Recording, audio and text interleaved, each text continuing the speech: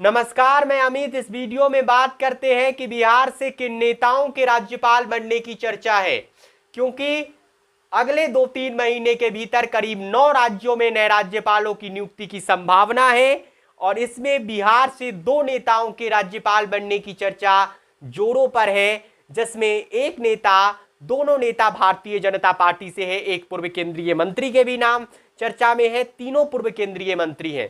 इसमें सबसे पहला नाम जो चर्चा में है वे अश्विनी कुमार चौबे का है कि उन्हें तेलंगाना का राज्यपाल बनाया जा सकता है, ऐसी मीडिया रिपोर्ट्स है। लेकिन इस बात की संभावना प्रबल है कि अश्विनी कुमार चौबे, जिन्हें इस बार भारतीय जनता पार्टी ने लोकसभा में टिकट नहीं दिया था और बीजेपी ने मिथिलेश तिवारी को चुनाव लड़ाया, वो चुनाव हार गए, अश्विनी कुमार चौबे राज्यपाल बनाए जा सकते हैं, इस बात की चर्चा है। इसके अलावा एक और नाम की चर्चा है, वे हैं राजपूत बिरादरी से आने वाले पूर्व केंद्रीय मंत्री, पूर्व गृह सचिव रहे आरके सिंह के नामों की चर्चा जोरों शोरों पर है। ऐसा कहा जा रहा है कि आरके सिंह को भी राज्यपाल बनाया जा सकता है।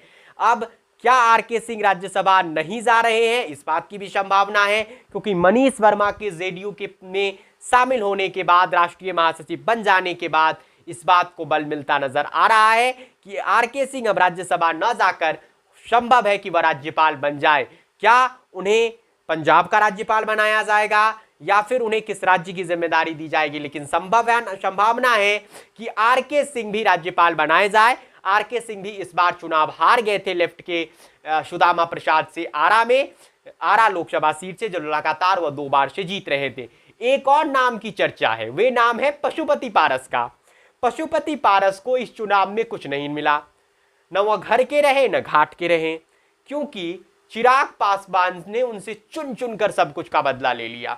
चिराग पासवान ने एक भी सीट उन्हें मिलने नहीं दिया एनडीए में लोकसभा का, ना ही पशुपति पारस खेमे के किसी व्यक्ति को कैबिनेट में शामिल किया गया राज्यसभा भेजकर। जैसे उपेंद्र कुशवाहा चुनाव हारे फिर भी बीजेपी उन्हें राज्यसभा भेज रही है, वे भी नहीं हुआ। बंगला तक बिहार सरकार ने अलॉट कर दिया चिराग पासवान को, और इन दिनों चिराग पासवान और मुख्यमंत्री नीतीश कुमार की जो केमिस्ट्री है वे पशुपति पारस को परेशान जरूर कर रही होगी।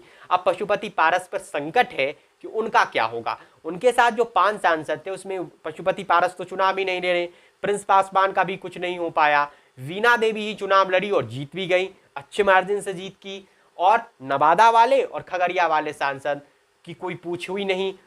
खगड़िया वाले सांसद ने तो पाला ही बदल लिया।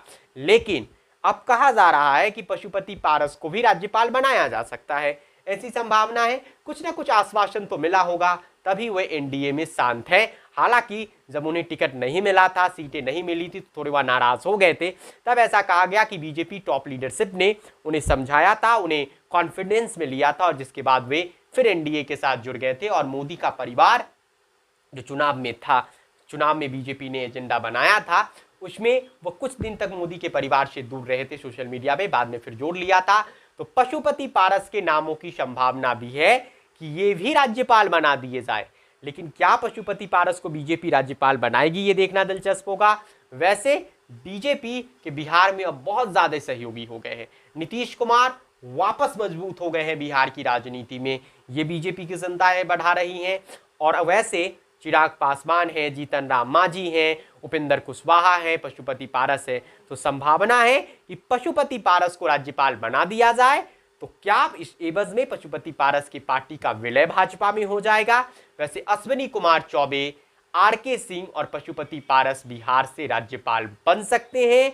इनके नामों की चर्चा जोरों शोरों पर है, देखना होगा कि किसकी लॉटरी लगती है।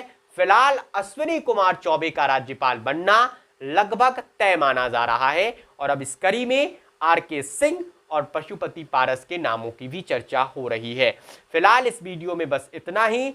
आप लाइव पब्लिक के यूट्यूब चैनल को सब्सक्राइब कीजिए और फेसबुक पर हमें फॉलो कीजिए। आपका धन्यवाद।